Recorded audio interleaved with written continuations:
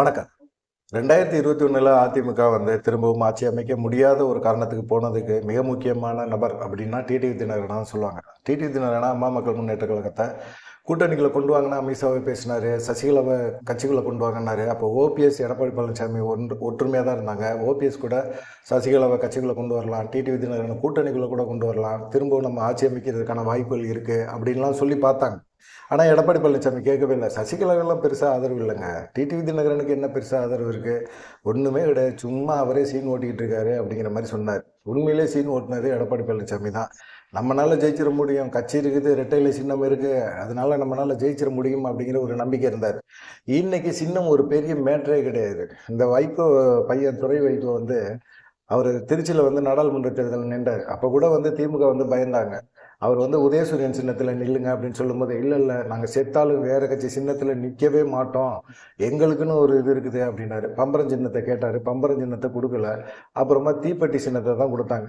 10 நாள் தான் திமுக கொண்டு போய் எல்லா மக்கள்கிட்டையும் தீப்பெட்டி சின்னத்தை கொண்டு போய் சேர்த்தாங்க, ஜெயிக்க வச்சாங்க. சின்னம் இன்னைக்கு ஒரு பெரிய மேட்டரே கிடையாது. எடப்பாடி பழனிசாமி நினச்சிட்டு இருக்காரு, எடப்பாடி பழனிசாமி கையில் ரெட்டையில சின்னம் இருக்குது, நம்ம ஜெயிச்சிடலாம் அப்படின்னு. அதுவே கடந்த தேர்தலே அது முடியல. இப்போ டிடிவி தினகரனை கூட்டணிக்குள்ள கொண்டு வந்தாச்சு. தென் மாவட்டம் டெல்டா மாவட்டத்தில் நம்ம தான் கிங்கு அப்படிங்கிற ஒரு எண்ணம் அவர் மைண்டில் இருக்கு. ஆனால் இப்போ சசிகலாவும் ஓபிஎஸும் வந்து இணைந்து செயல்பட போகிறாங்க, நாளைக்கு கட்சி ஆரம்பிக்க போகிறாங்க, அந்த கட்சியில் வந்து ஓபிஎஸும் சேர போகிறாரு அப்படின்னு இருக்கும்போது பார்த்தீங்கன்னா, இன்னைக்கு அவருக்கு எடப்பாடி பழனிசாமிக்கு தூக்கமே போச்சு. என்னடா இவங்க 2 பேரும் இணைஞ்சாங்க அப்படின்னா, டிடிவி தினகரனை கொண்டாந்து சேர்த்தது தப்பு. 2வது பார்த்தீங்கன்னா, பங்காளி சண்டை, எங்களுக்குள்ளே அடிச்சுக்குவோம், சண்டை போட்டுக்குவோம், சேர்ந்துக்குவோம் அப்படின்னு சொல்கிறாரு. டிடிவி தினகரன் வேறு இப்போ வந்து வேறு விமர்சனத்தை வைக்கிறாரு.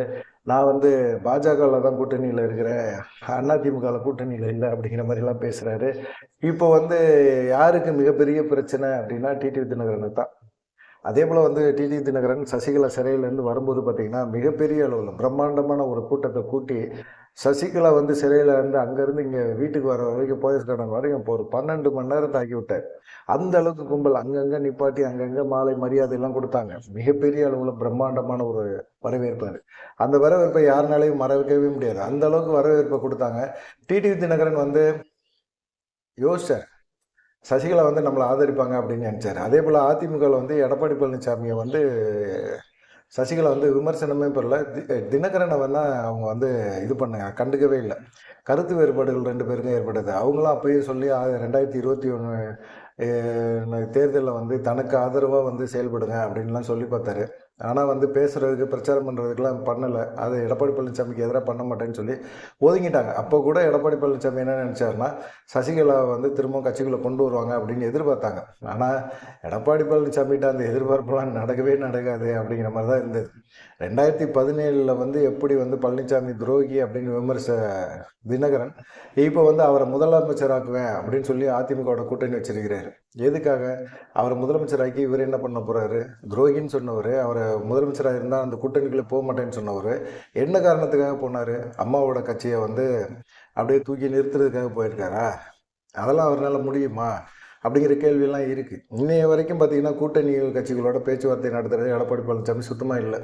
நேற்று மதுராந்தகத்தில் பிரச்சாரம் பண்ணும்போது கூட எடப்பாடி பழனிசாமி என்ன சொல்கிறாரு, திமுக வந்து பயம் வந்துருச்சு, தான் ஜெயிக்க மாட்டோன்னு நம்பிக்கை வந்துருச்சு, அதனால தான் அவங்க கூட்டணி கட்சிகளை அதிகப்படுத்திக்கிட்டே போகிறாங்க அப்படின்னு சொல்லி. கூட்டணி கட்சிகளோட பேச்சுவார்த்தை நடத்துறது கூட எடப்பாடி பழனிசாமி டீமுக்கு வந்து துப்பு இல்லை. பேச்சுவார்த்தை நடத்தலை, பேச்சுவார்த்தைக்கு வரமாட்டேறாங்க. நாடாளுமன்ற தேர்தலில் கூட பார்த்தீங்கன்னா, அன்புமணி ராமதாஸ் வந்து எடப்பாடி பழனிசாமியோட பேசிக்கிட்டே இருந்தார். பேசிக்கிட்டே இருந்துட்டு நாளை காலையில் எடப்பாடி பழனிசாமியோட நாடாளுமன்ற தேர்தல் சமயத்தில் கூட்டணி வைக்க போகிறாரு அப்படிங்கும்போது டக்குன்னு யூட்டன் அடித்து அண்ணாமலையை சந்தித்து பாஜகவில் இணைஞ்சிட்டார். அந்த மாதிரி தான் பண்ணுறாங்க எல்லாருமே. எடப்பாடி பழனிசாமியோட பேச்சுவார்த்தை நடத்துகிற மாதிரி நடத்திக்கிட்டே இருக்கிறாங்க. ஆனால் எடப்பாடி பழனிசாமிகிட்ட போய் சேர்ந்து கூட்டணி வைக்கிறதுக்கு அவங்களுக்கு யோசனையாக இருந்துக்கிட்டே இருக்கும். இப்போது தினகரனுக்கு தான் பயம். டிடிவி தினகரனுக்கு தான் கொஞ்சம் பயமாக இருக்குது. ஏன்னா சசிகலாவும் ஓபிஎஸும் ஒன்றா சேர்ந்துட்டாங்க அப்படின்னா, முக்குளத்து சமுதாய ஓட்டுகள் வந்து கண்டிப்பாக வந்து இவங்களுக்கு போயிடும். ஏன்னா ஏற்கனவே டிடிவி தினகரன் வந்து அதிமுகவில் கூட்டணிக்குள்ளே போன பிறகு, 2வது பார்த்தீங்கன்னா எடப்பாடி பழனிசாமியை முதலமைச்சராக்குவேன்னு சொன்னது பிறகு, அந்த டிடிவி தினகரன் நம்பி போன அம்மா மக்கள் முன்னேற்ற கழகத்தில் இருக்கிற நிறைய நிர்வாகிகள் வந்து மாற்றுக் கட்சிக்கு போகிறதுக்கு தயாராக இருக்காங்க. ஒன்று திமுகவுக்கு போகிறாங்க, இல்லைன்னா தாவேகாவுக்கு போகிறாங்க. எடப்பாடி பழனிசாமியை பெருசாக ஆதரிக்கலை. எடப்பாடி பழனிசாமியோட சேர்றதுக்கும் அவங்க விரும்பவே இல்லை. ஆனால் அவங்களுக்கு ஒரு மாற்று தேவைப்படுது. அதனால சசிகலா, ஓபிஎஸ் இவங்களோட போய் சேர்றதுக்கான வாய்ப்புகள் இருக்குது. நாளைக்கு கண்டிப்பாக கட்சியை ஆரம்பிப்பாங்க. அந்த ஆரம்பித்த பிறகு பார்த்திங்கன்னா பிரம்மாண்டமான ஒரு விழா நடக்கும் அப்படின்லாம் சொல்கிறாங்க சசிகலா ஆதரவுலாம். ஆனால் இந்த மாதிரி சூழ்நிலையில் அதிகமாக பாதிக்கப்படுறது டிடிவி தினகரனாக தான் இருப்பார் அப்படிங்கிற மாதிரி எண்ணம்லாம் இருக்குது. அப்படி ஆரம்பிக்கலை அப்படின்னா, புதுக்கட்சி ஆரம்பிக்கலை அப்படின்னா, ஏற்கனவே அவருடைய சகோதரர் திவாகரன் வந்து ஒரு அண்ணா திராவிட கழகம் அப்படின்னு சொல்லி ஒரு கட்சி வச்சிருக்கிறார். அந்த கட்சியிலே சேர்ந்து இவங்க கூட்டணி தொடர்பான பேச்சுவார்த்தையெல்லாம் நடத்தி தாவேகோட கூட்டணி பேச்சுவார்த்தை நடத்துகிறாங்க அப்படின்னு சொல்கிறாங்க. 25 தொகுதிகளை வாங்குவாங்க. அந்த 25 தொகுதிகளிலேருந்து 50 தொகுதிக்குள்ளே வாங்கி அவங்க தென் மாவட்டங்கள், குறிப்பாக அந்த மாவட்டங்களில் நிற்கிறதுக்கு வாய்ப்புகள் அதிகமாக இருக்குது. தாவேகாவுக்கு தென் மாவட்டங்களில் பெரிய பிரதிநிதிகள் அப்படின்னு சொல்லிக்கக்கூடிய அளவில் இல்லை.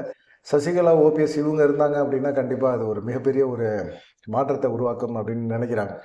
ஒரு காரணம் தான், திமுக அரசு சரியாக செயல்பட்டது, நல்லா செயல்பட்டது. மக்கள் வந்து திமுக மேலே எந்த விதமான அதிருப்தியும் இல்லை அப்படின்னு சொல்லி சட்டசபை கடைசி நாள் அப்போ முதலமைச்சர் போய் சந்தித்து ஓபிஎஸ் பூங்கொத்து கொடுத்துட்டு வாழ்த்திட்டு வந்தார். அதே போல் ஓபிஎஸ் ஆதரவாளர் ஐயப்பன் எம்எல்ஏ அவர் கூட வந்து பார்த்திங்கன்னா சட்டசபையிலே வந்து பேசினார்.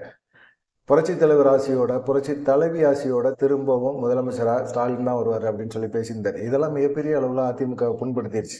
என்ன இப்படி பேசுகிறாங்க அப்படின்னு சொல்லி. அப்புறம் என்ன தான் பேசுவாங்க, நீங்கள் அவங்கள மதிக்க மாட்டேறீங்க, அவங்களுக்கான ஒரு மதிப்பை கொடுக்க மாட்டேறீங்க. அவங்களும் எத்தனை வருஷமாக, 5 வருஷமாக ஓபிஎஸ் வந்து அதிமுகவில் என்னை இணைச்சிக்கங்க அப்படிங்கிறாரு. நீதிமன்றம் போகிறாரு, தேர்தல் ஆணையம் போகிறாரு, எவ்வளவோ போராடி பார்க்குறாரு.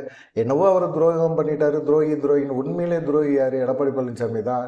யாருக்குமே சசிகலா வந்து முதலமைச்சர் பதவி கொடுத்துட்டு போயிட்டு சிறையிலேருந்து வெளியே வந்தோடனே இவங்க வந்து சசிகலா யாருன்னு கேட்குறாரு.